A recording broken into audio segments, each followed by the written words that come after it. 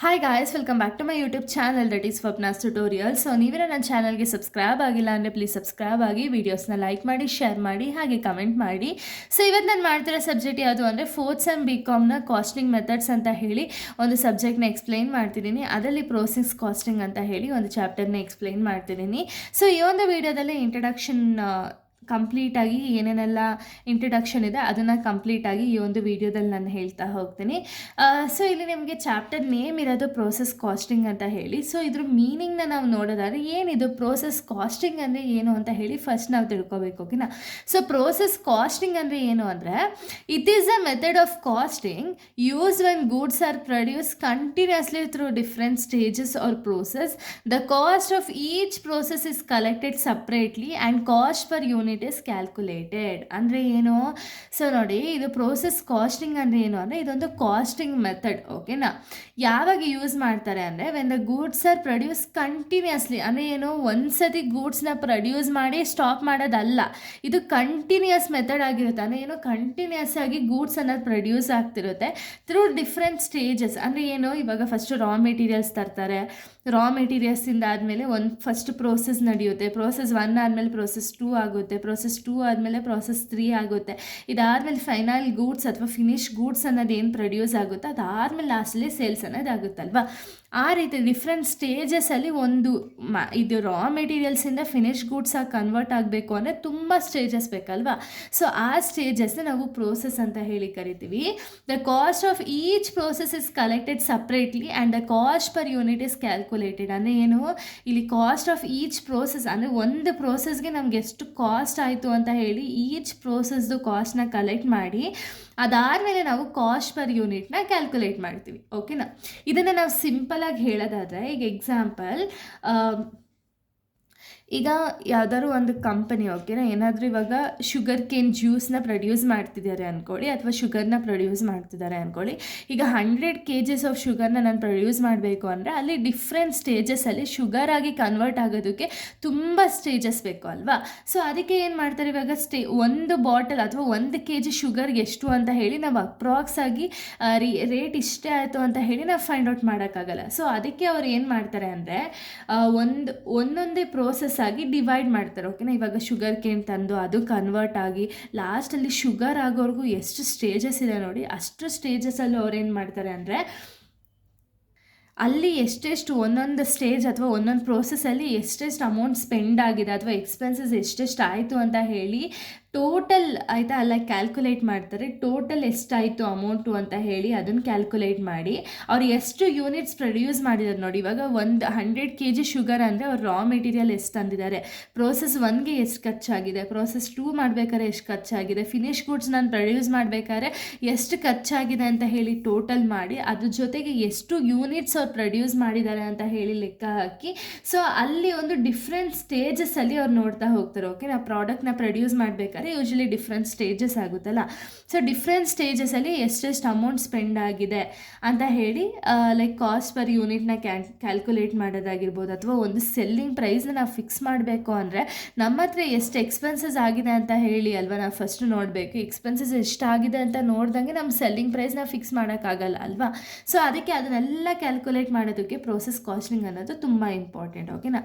ಇದು ಎಲ್ಲಿ process costing ಅನ್ನೋದು ಎಲ್ಲಿ ಯೂಶಲಿ ಅಡಾಪ್ಟ್ ಮಾಡ್ತಾರೆ ಅಂದರೆ ದೊಡ್ಡ ಇಂಡಸ್ಟ್ರೀಸಲ್ಲಿ ಅಡಾಪ್ಟ್ ಮಾಡ್ತಾರೆ. ಯಾಕೆ ಅಂದರೆ ಇಲ್ಲಿ ಒಂದು ಸತಿ ಪ್ರೋಸೆಸ್ಸು ಏನೋ ಒಂದು, ಇವಾಗ ಎಕ್ಸಾಂಪಲ್ ಯಾವುದೋ ಒಂದು ಆರ್ಡರ್ ಬಂದಿದ ತಕ್ಷಣ ನಾನು ಇಲ್ಲಿಗೆ ಸ್ಟಾಪ್ ಮಾಡ್ತೀನಿ, ನನಗೊಂದು 100 kg ಬಲ್ಕ್ ಆರ್ಡರ್ ಇದೆ, ಅಷ್ಟಾಗಿದ ತಕ್ಷಣ ನಾನು ಸ್ಟಾಪ್ ಮಾಡ್ತೀನಿ ಅಂದರೆ ಅಲ್ಲಿ ಈ ಒಂದು ಪ್ರೋಸೆಸ್ ಕಾಸ್ಟಿಂಗ್ ಅನ್ನೋದು ವರ್ಕ್ ಆಗಲ್ಲ. ಓಕೆನಾ?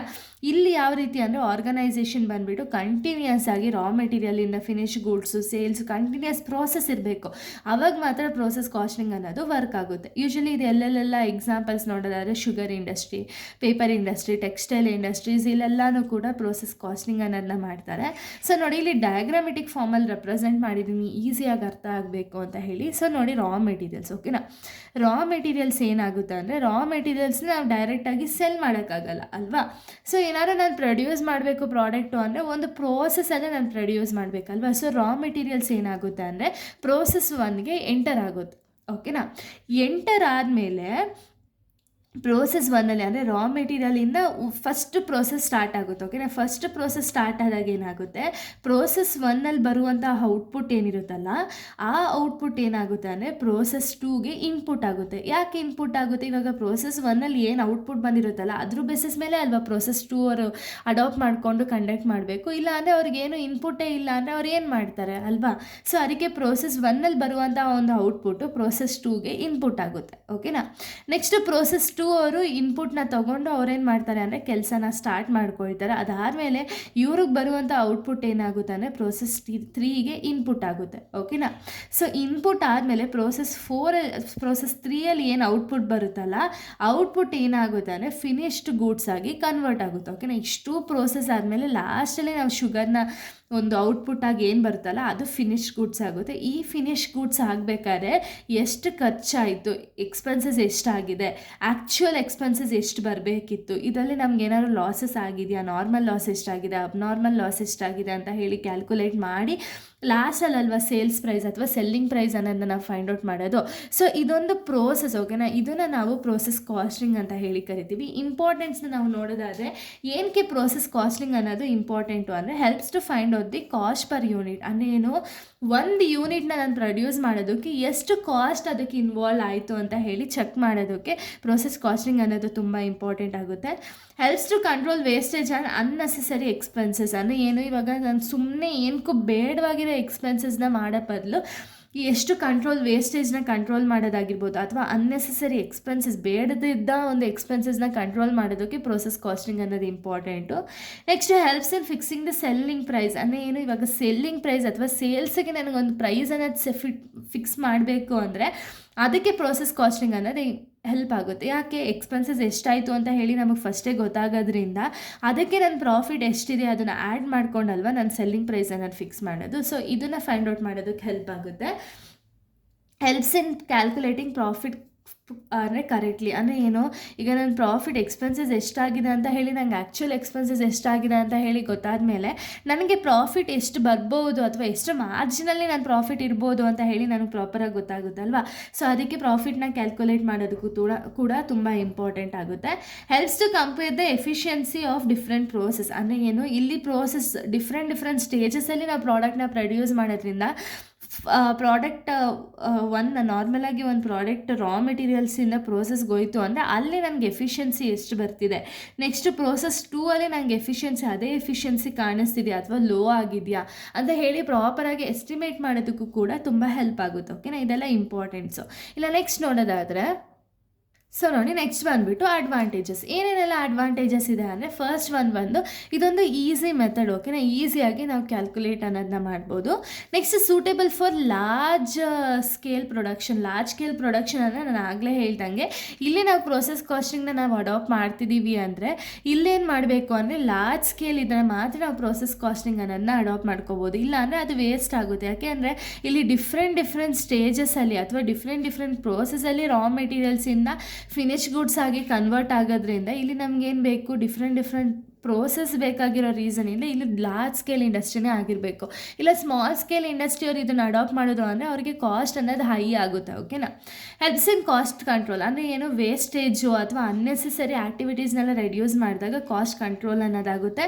Provides continuous cost information. ಅಂದರೆ ಏನು, ಪ್ರೋಸೆಸ್ ಒನ್ಗೆ ಎಷ್ಟಾಯಿತು ಕಾಸ್ಟು, ಪ್ರೋಸೆಸ್ ಟೂಗೆ ಎಷ್ಟಾಯಿತು ಕಾಸ್ಟು ಅಂತ ಹೇಳಿ ನಮಗೆ ಗೊತ್ತಾಗೋದ್ರಿಂದ ಪ್ರಾಪರಾಗಿ ಎಸ್ಟಿಮೇಟ್ ಅನ್ನೋದನ್ನ ಮಾಡ್ಬೋದು ನಾವು ಕಾಸ್ಟ್ ಎಷ್ಟೇ ಆಗಿದೆ ಅಂತ ಹೇಳಿ. Next useful for fixing the selling price. ನಾನು ಆಗಲೇ ಹೇಳ್ದಂಗೆ ನಮ್ಮ ಪ್ರಾಫಿಟ್ ಮಾರ್ಜಿನ್ನ ಇಟ್ಕೊಂಡು ನಾವು ಫಿಕ್ಸಿಂಗ್ ಮಾಡ್ಬೋದು ಸೆಲ್ಲಿಂಗ್ ಪ್ರೈಸ್ನ. ಓಕೆನಾ, ಅದಕ್ಕೂ ಕೂಡ ಹೆಲ್ಪ್ ಆಗ್ತಾ ಹೋಗುತ್ತೆ. ಇನ್ನು ಡಿಸ್ಅಡ್ವಾಂಟೇಜಸ್ನ ನೋಡೋದಾದರೆ ಇದ್ರ ಅಡ್ವಾಂಟೇಜಸ್ ಇಷ್ಟು ಅಂತಿದೆ, ಬಟ್ ಡಿಸ್ಅಡ್ವಾಂಟೇಜಸ್ಸು ಕೂಡ ಅಷ್ಟೇ ಇರುತ್ತಲ್ವ. ಸೊ ನೋಡಿ, exact cost of each unit cannot be found. ಅಂದರೆ ಏನು, ಒಂದು ಯೂನಿಟ್ಗೆ ಎಷ್ಟು ಕಾಸ್ಟ್ ಆಗುತ್ತೆ ಅಂತ ಹೇಳಿ ನಾವು ಹೇಳ್ಬೋದು, ಬಟ್ ಇಷ್ಟೇ ಆಗುತ್ತೆ ಎಕ್ಸಾಕ್ಟಾಗಿ 10 ರೂಪೀಸೇ ಆಗುತ್ತೆ ಒಂದು ಪ್ರಾಡಕ್ಟ್ನ ಪ್ರೊಡ್ಯೂಸ್ ಮಾಡೋದಕ್ಕೆ ಅಂತ ಹೇಳಿ ಹೇಳೋಕ್ಕಾಗುತ್ತಾ? ಇಲ್ಲ. Work in progress valuation if difficult ಅಂದರೆ ಏನೋ ವರ್ಕ್ ಇನ್ ಪ್ರೋಗ್ರೆಸ್ ಇದ್ದಾಗ ವ್ಯಾಲ್ಯೂಯೇಟ್ ಮಾಡೋದು ಸ್ವಲ್ಪ ಡಿಫಿಕಲ್ಟ್ ಆಗುತ್ತೆ. Loss calculation may be complicated, ಅಂದರೆ ಏನು ಇವಾಗ ಅಬ್ನಾರ್ಮಲ್ ಲಾಸ್ ಆಗಿರ್ಬೋದು, ನಾರ್ಮಲ್ ಲಾಸ್ ಆಗಿರ್ಬೋದು. ನಾರ್ಮಲ್ ಲಾಸ್ನ ನಾವು ಪ್ರಿಡಿಕ್ಟ್ ಮಾಡ್ಬೋದು, ಬಟ್ ಅಬ್ನಾರ್ಮಲ್ ಲಾಸ್ನ ಪ್ರಿಡಿಕ್ಟ್ ಮಾಡೋಕ್ಕಾಗುತ್ತಾ? ಇಲ್ಲ. ಅದಾದಾಗ ಸ್ವಲ್ಪ ಕ್ಯಾಲ್ಕುಲೇಷನ್ ಮಾಡಬೇಕಾದ್ರೆ ಕಾಂಪ್ಲಿಕೇಟೆಡ್ ಆಗುತ್ತೆ. Shows only the average cost ಎಷ್ಟಾಗಿದೆ ಅಂತ ಮಾತ್ರ ತೋರಿಸೋದು. ಓಕೆನಾ, ಅದು ಕೂಡ ಒಂದು ಡಿಸ್ಅಡ್ವಾಂಟೇಜಸ್ ಆಗಿದೆ. ಸೊ ಇಲ್ಲಿಗೆ ಇಲ್ಲೊಂದು ಸ್ವಲ್ಪ ಇಂಟ್ರಡಕ್ಷನ್ನ ಪಾರ್ಟ್ನ ಮುಗಿಸಿದ್ದೀನಿ. ನಾನು ನೆಕ್ಸ್ಟ್ ವೀಡಿಯೋದಲ್ಲಿ ಇನ್ನೊಂದು ಸ್ವಲ್ಪ ಇಂಟ್ರಡಕ್ಷನ್ನ ಹೇಳ್ತಾ ಹೋಗ್ತೀನಿ. ಸೊ ಇಲ್ಲಿಗೆ ಒಂದು ವಿಡಿಯೋ ಅನ್ನೋದು ಕಂಪ್ಲೀಟ್ ಆಯಿತು. So thank you guys, thanks for watching.